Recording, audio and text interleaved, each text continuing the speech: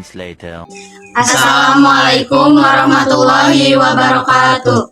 Abdi sareng rerencangan abdi bade ngapresentasikan kawijang sareng kawih jalir janji.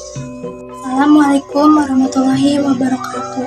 Tepangkeun wasta abdi Yani Oktaviani. Abdi bade ngabacakeun tema kawih jang sareng jalir janji. Nyaeta tema kawih jang nasihat indung atau bapa ke anakna. Jalir janji percintaan nyaritakeun hiji wanonuja anu bagja panggih jeung kakasihna. Assalamualaikum warahmatullahi wabarakatuh. Tepangkeun nami abdi Salsa Zahratu Sita. Abdi di dieu bade ngajelaskeun tina nada kawijang sareng kawih jalir janji. Nada ti kawijang nyaeta sedih sabab ngandung nasehat kolot ka anakna. Sedangkeun ti kawih jalir janji nadana nyaeta bunga sabab bagja panggih jeung kekasihna. Assalamualaikum warahmatullahi wabarakatuh. Tepangkeun nami abdi Nur Fadila. Abdi bade nerangkeun unsur rasa dina kawijang sareng kawih jalir janji. Unsur rasa dina kawijang nyaeta rasa deudeuh kolot ka anakna sangkan jadi jalma nu benar. Sedangkeun kawih jalir janji nyaeta rasa cinta jeung watir sabab menta pasanganna pikeun mikanyaah jeung teu ingkar janji. Assalamualaikum warahmatullahi wabarakatuh. Tepangkeun nama abdi Rahmat Hidayat.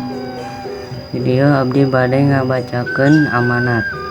Tina kawih jang nyaeta mangrupa penulis ngajak supaya ulah nganggap enteng kahirupan tapi ulah hariwang nu penting urang deket ka agama jeung dari agama serta urang kudu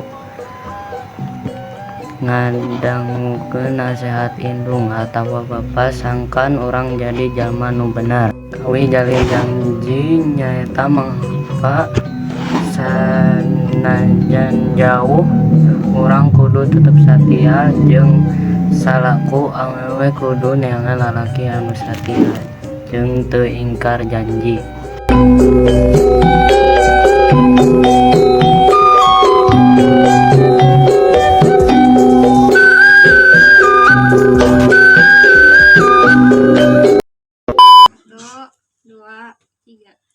Assalamualaikum warahmatullahi wabarakatuh. Duduk.